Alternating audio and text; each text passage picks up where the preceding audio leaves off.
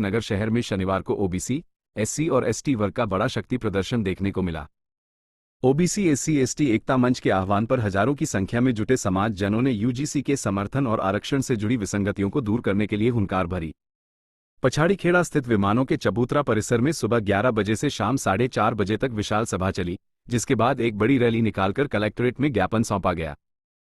महासम्मेलन में जिले भर सहित आसपास के क्षेत्रों से आए वक्ताओं ने संविधान प्रदत्त अधिकारों और सामाजिक न्याय पर जोर दिया। वक्ताओं ने कहा कि आजादी के इतने वर्षों बाद भी शिक्षा, रोजगार, प्रशासन और न्यायपालिका में पिछड़े वर्गों को संरचनात्मक भेदभाव का सामना करना पड़ रहा है।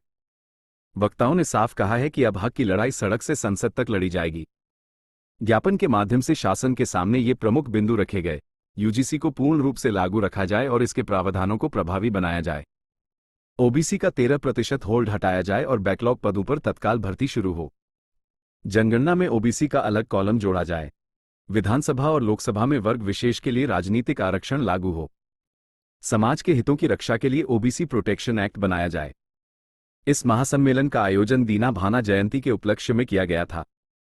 पदाधिकारियों ने कहा कि इस आयोजन का उद्देश्य केवल शक्ति प्रदर्शन नहीं बल्कि सामाजिक और आर्थिक विषमताओं को समाप्त करना है।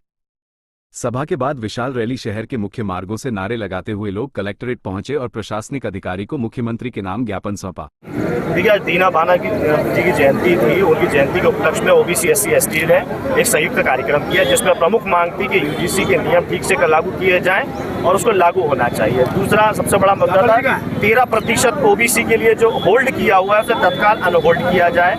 अन्य मांगों में भी विषय थे कि विधायकों में और लोकसभा में भी ओबीसी की भागीदारी सुनिश्चित हो, जातीय आधार पर सबको अधिकार मिले, जो बैकलॉग की नियुक्तियां खाली पड़ी है, जो वैकेंसी खाली है वो भरी जाए। इस उपलक्ष्य में हम सब लोग इकट्ठे हुए थे। तमाम राजनीतिक पार्टियों के लोग थे, सामाजिक संगठन के लोग थे, जातीय संगठन के लोग थे। सब एक सुर में एक ही मांग है, एससी एसटी ओबीसी के हक अधिकार उनको मिलने चाहिए। विशेषतः से जो ओबीसी के अधिकार छीने जा रहे हैं और ओबीसी को जिस तरीके से अधिकारों से लगातार मध्य प्रदेश में वंचित किया जा रहा है, चाहे वो यूजीसी हो, चाहे 27% ओबीसी आरक्षण हो, 13% होल्ड की बात हो, सभी मामलों में ओबीसी को सबसे ज्यादा वंचित किया जा रहा है और दिखाया ही जा रहा है कि ओबीसी के मुख्यमंत्री, ओबीसी के प्रधानमंत्री है, जबकि ना पिछड़ा वर्ग आयोग की मध्य प्रदेश की ठीक ढंग से बैठकें हो रही है, ना केंद्र में बैठकें हो रही है। तो लगातार शोषण जिस तरीके से पिछड़ा वर्ग का रहा है उसके खिलाफ ये मुख्य तौर पर आंदोलन था और आगे भी आंदोलन जारी रहेगा। ओबीसी एससी एसटी जो 85% 90% की आबादी है वो अपने हक अधिकार की मांग कर रही है, किसी को वंचित नहीं कर रही, अपने हक अधिकार की बात कर रही है और लगातार जो हमारा शोषण कर रहे हैं और हमारे अधिकारों को छीनने का काम कर रहे हैं उनको अपनी ताकत दिखाने के लिए आज ये आंदोलन किया है। कि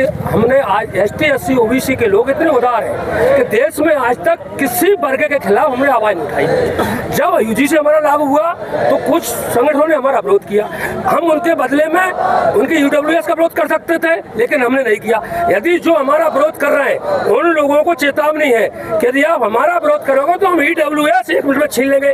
दूसरा, आज जातिगत जनगणना क्यों नहीं करा रहे हो? ओबीसी की संख्या कितनी, उसमें कॉलम क्यों नहीं है? आज देश में जातिवाद खत्म नहीं हुआ।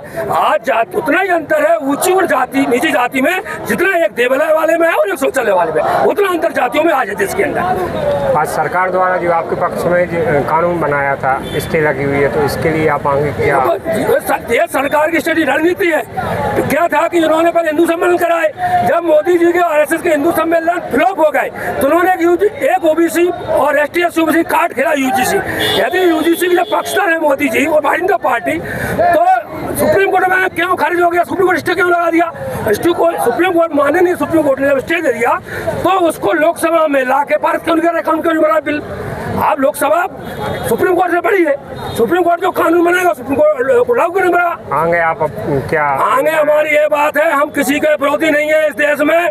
यदि कोई हमारे हक और अधिकारों पर डाका डालेगा तो उसको चैन से नहीं सोने देंगे और इस देश में चाहे रेल हो, जेल हो, चाहे सड़क हो, सब भर देंगे और देश जाम कर देंगे, लेकिन हम अपने हक अधिकार लेके रहेंगे। ये आज हमारा ओबीसी एससी एसटी के भाइयों के द्वारा इसको हमने नाम दिया ओबीसी एससी का मंच के माध्यम से अपने शहर में बहुत ही अनुशासित, व्यवस्थित, मर्यादित एक कार्यक्रम किया, जिसमें हमारी बड़ी संख्या में बहुजन समाज उसमें एकत्रित हुआ।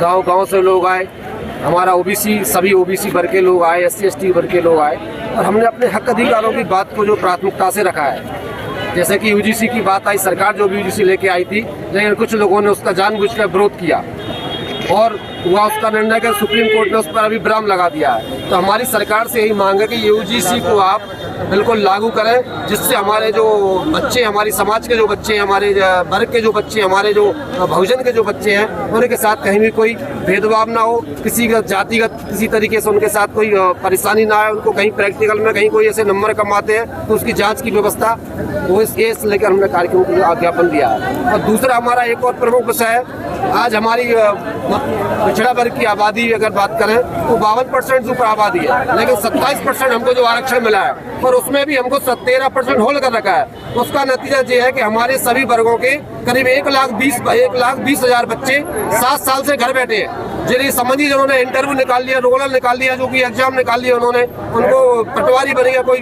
मास्टर बन गया, लेकिन सरकार ने उनको आज तक जॉइनिंग नहीं दी है। इससे हमारे कई परिवारों में कई बच्चे जो बेरोजगार जो घर बैठे हैं, उस मांग के लिए हमने 13% आरक्षण होल्ड हटाने के लिए भी हमने ज्ञापन दिया है।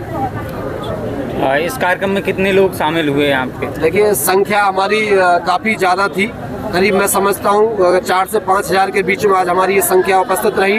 लोगों का आना जाना लगा रहा, क्योंकि हमारा जो SC ST और OBC वाले भाई हैं, जो सब लगभग सभी किसान वर्ग से आते हैं, मजदूर वर्ग से आते हैं, और अभी खेती किसानी का कटाई का काम चल रहा है, तो अभी लोगों का आना जाना रहा, लेकिन हमारी संख्या इस समय 4 से 5 हज़ार के बीच में रही है। हमारे जो OBC और SC ST की लड़ाई जो बड़े स्तर पर लड़ रहे हैं, राजधानी स्तर पर, प्रदेश स्तर पर जो लड़ाई लड़ रहे हैं, वो हमारे साथी आए थे और उन्होंने हम लोगों को मार्गदर्शन भी दिया और अपनी जो बात भी यहाँ पे रखी। अच्छा, ये जो आपने बताया है कि आपने SC ST OBC मंच नाम दिया है, ये क्या आगे भी काम करेगा? देखिए, ये हमारी लड़ाई की पहली सीढ़ी थी। जो हमारे हक अधिकार हैं उनके लिए हमारी SC ST OBC एकता मंच की है आज पहली सीढ़ी थी।